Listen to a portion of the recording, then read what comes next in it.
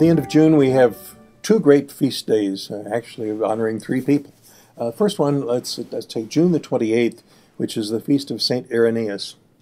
I don't want to impugn any of our separated brothers and sisters, but when I was growing up, I was a member of a church that claimed no creed but Christ. Where the Bible speaks, we speak. Where the Bible is silent, we are silent, and all things charity.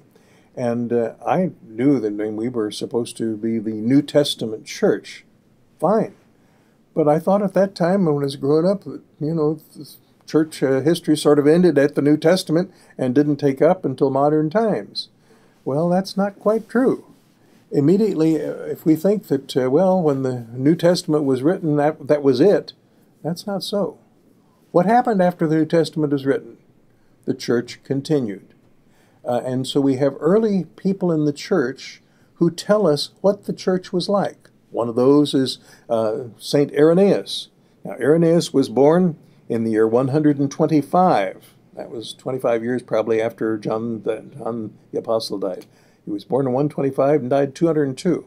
He was originally from Smyrna, which is in Asia Minor, but he eventually ended up in Lyon, or you might say Lyons. We Kansans say Lyons, but Lyon, France, or Gaul. Lyon was probably the largest city at the time, and there was a trade thing between Asia and there, and probably when Christianity spread, it spread there by Christians coming from Lyon, coming from Smyrna to Lyon.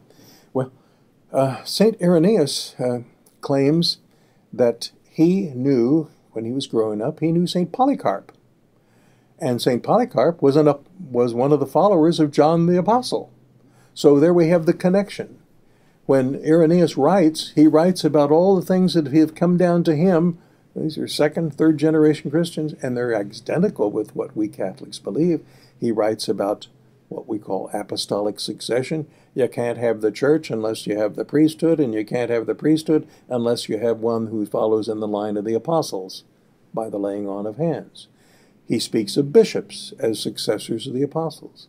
He speaks of what we call the real presence of Christ. Remember, we Catholics insist upon John 6 and on the other places in the New Testament where we speak of the Eucharist as the body and blood of Christ. St. Irenaeus is very strong for that.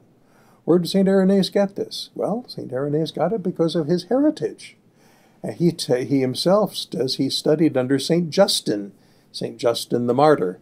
Justin was born, let's see, when was he? He died in the year,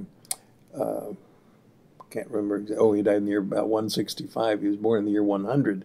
So he was born probably in the year that John the Apostle died. At any rate, Justin he tried out all these pagan philosophies and didn't find anything satisfying. And finally he found Christianity. And he wrote great things. Again, he wrote on precisely those things which we Catholics believe today. I really think that, if we would read what we call the fathers of the church, these people who followed after the apostles, my goodness, we would find, hey, it's all there.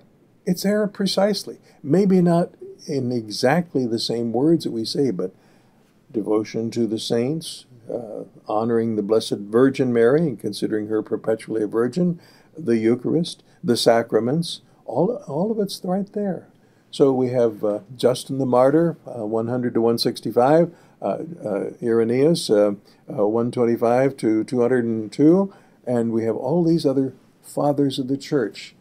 And maybe if we would read them, we would find out that, hey, we are having precisely the same thing. Their writings have come down to us, just as the New Testament comes down to us. The writings of the fathers of the church have come down to us. When I was in the seminary, we had, I think it was 260 volumes or more than that of the writings of the church, writings of the fathers of the church in Latin and in Greek. And each volume took up about 2,000 pages. Well, we're not going to go read 200 volumes of 2,000 pages each about this, but these show the church as it believed from the time of the apostles until the close of the time of the fathers of the church was around the time of John Damascus, around 7th century. But we ought to know that this is authentic. These are not something later inventions. This is what the church believed. Now, the second feast that we celebrate at the end of June is June 29th, the patronal feast of our Roman Church, the feast of St. Peter and St. Paul.